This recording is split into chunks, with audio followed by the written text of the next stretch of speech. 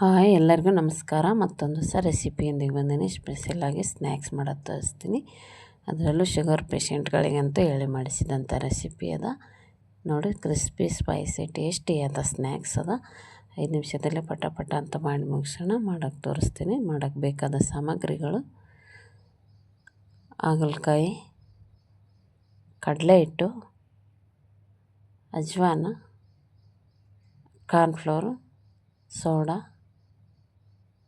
ಜೀರಿಗೆ, ಖಾರದ ಪುಡಿ, ಉಪ್ಪು, ಎಣ್ಣೆ. ಮಾಡೋ ವಿಧಾನ: ಮೊದಲಿಗೆ 2 ಹಾಗಲಕಾಯಿ ತೊಗೊಂಡಿದ್ದೀನಿ. ಇದನ್ನು ಈ ಥರ ರೌಂಡಾಗಿ ಸ್ಲೈಸಸ್ ಥರ ಕಟ್ ಮಾಡಿಟ್ಕೊಂಡು, ಇದಕ್ಕೆ ಇವಾಗ ಬೀಜ, ಇದರಲ್ಲಿರೋ ಬೀಜಗಳೆಲ್ಲ ದಪ್ಪ ಬೀಜ ತೆಗೆದುಬಿಡೋಣ. ನೋಡಿರಿ, ಈ ಥರ ತೆಗಿಬೇಕು. ತೆಗೆದು ಇಷ್ಟು ರೆಡಿ ಮಾಡಿ ಇಟ್ಕೊಂಡಿದ್ದೀವಿ. ಇವಾಗ ಇದನ್ನು ಸ್ವಲ್ಪ ನೀರಿಗೆ ಉಪ್ಪು ಹಾಕಿ, ಹಾಗಲಕಾಯಿಗಳು ಹಾಕಿ ತೊಳೆದು ಇಟ್ಕೋಬೇಕು. ಸ್ವಲ್ಪ ನೀರೆಲ್ಲ ಇದಾಗಂಗೆ ಬಿಡಬೇಕು. ನೀರೆಲ್ಲ ಇಂಬ್ರಿಕೆಂಡಿಂದ ಇವಾಗ ಒಂದು ಬೌಲ್ ತಗೊಂಡು, ಬೌಲ್ಗೆ ಈ ಹಾಗಲಕಾಯಿ ಕಟ್ ಮಾಡಿ ಇಟ್ಕೊಂಡೆಲ್ಲ ಉಪ್ಪು ನೀರು ಹಾಕಿ ತೊಳೆದಿಟ್ಟಿದ್ವಲ್ಲ ಅವನ್ನ ಹಾಕಿ, 1-2 ಸ್ಪೂನಷ್ಟು ಕಾರ್ನ್ಫ್ಲೋರ್ ಹಾಕ್ಕೊಂಡು, ಸ್ವಲ್ಪ ಕಡಲೆ ಹಿಟ್ಟು, ಕಾರ್ನ್ಫ್ಲೋರ್ ಇಲ್ಲಾಂದರೆ ಅಕ್ಕಿ ಹಿಟ್ಟು ಹಾಕ್ಕೊಳ್ರಿ, ಸ್ವಲ್ಪ ಇಲ್ಲ ಮೈದಾ ಹಾಕ್ಕೊಳ್ರಿ. ಕಾರ್ನ್ಫ್ಲೋರ್ ಹಾಕಿದ್ರೆ ಚೆನ್ನಾಗಿ ಬರುತ್ತೆ. ಇದು ಪಕೋಡ ಕ್ರಿಸ್ಪಿ ಫ್ರೈ ಮಿಕ್ಸ್ ಅಂತ ಇದು ಸಿಗುತ್ತೆ. ಇದು ಹಾಕಿದರೆ ಟೇಸ್ಟ್ ಸ್ವಲ್ಪ ಚೆನ್ನಾಗಿ ಬರುತ್ತೆ. ಇದ್ದರೆ ಹಾಕಿ, ಇಲ್ಲಾಂದರೆ ಸ್ಕಿಪ್ ಮಾಡಿರಿ.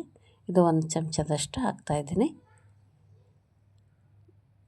ಇವಾಗ ಸ್ವಲ್ಪ ಸೋಡಾ,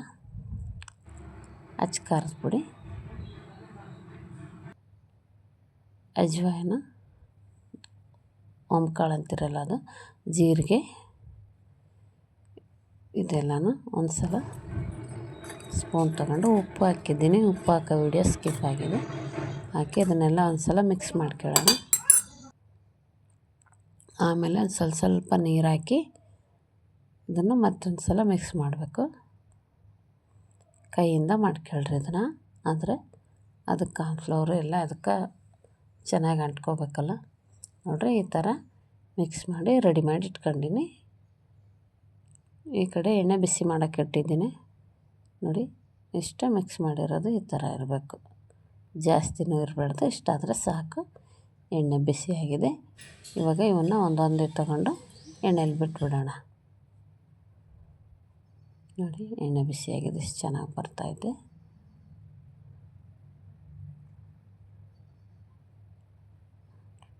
ಸ್ವಲ್ಪ ಹೊತ್ತಾದಮೇಲೆ ಈ ಥರ ತಿರುಗಿಸ್ಬಿಟ್ಟು ಹಾಕ್ಬೋದು.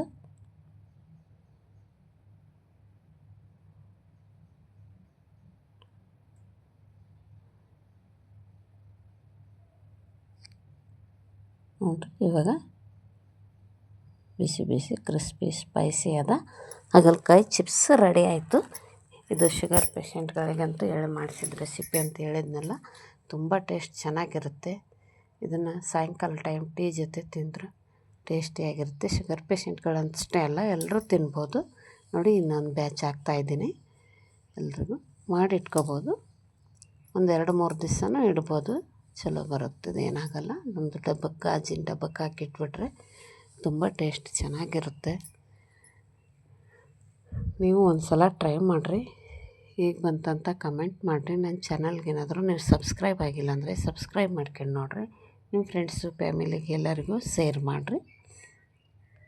ನೋಡಿ, ಎಷ್ಟು ರೆಡಿ ಆಯಿತು. ಇವಾಗ ಇದನ್ನು ಒಂದು ಪ್ಲೇಟಿಗೆ ಸರ್ವ್ ಮಾಡ್ಕೊಳ್ಳೋಣ. ನೋಡಿ, ಟೇಸ್ಟಿಯಾದ ಕ್ರಿಸ್ಪಿಯಾದ ಸ್ಪೈಸಿಯಾದ ಹಾಗಲಕಾಯಿ ಚಿಪ್ಸ್ ರೆಡಿ ಆಯಿತು. ಹೇಗಿತ್ತಂತ ನೀವು ಮನೇಲಿ ಮಾಡಿ ನೋಡಿರಿ. ಈಸಿಯಾಗಿ, ಇವಾಗ ಅಂಗಡೀಲಿ ತರೋ ಬದಲು ಈ ಥರ ಮನೇಲಿ ಮಾಡ್ಕೊಂಡು ತಿನ್ನೋದ್ರಿಂದ ಹೆಲ್ತಿಗೆ ತುಂಬ ಒಳ್ಳೆಯದು. ಈ ವಿಡಿಯೋನ ಸ್ಕಿಪ್ ಮಾಡದೆ ನೋಡಿದ್ದಕ್ಕೆ ಧನ್ಯವಾದಗಳು.